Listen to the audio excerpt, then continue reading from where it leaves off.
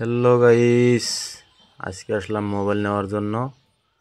তো মোটামুটি মোবাইল নিয়ে ফেললাম। তো মোবাইলটা হলো নাথিং 3A। মোবাইলটা খুবই ভালো মোবাইল। তো আপনাদের কারো যদি নেওয়ার ইচ্ছা আছে অবশ্যই মোবাইলটা নেবেন। তো মোবাইলটা খুবই মজা।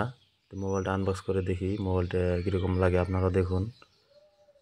মোটামুটি মোবাইলটা ভালোই হওয়া লাগে। আমি যেহেতু অনলাইনে দেখছি মোবাইলটা বহুতই মজা মোবাইল।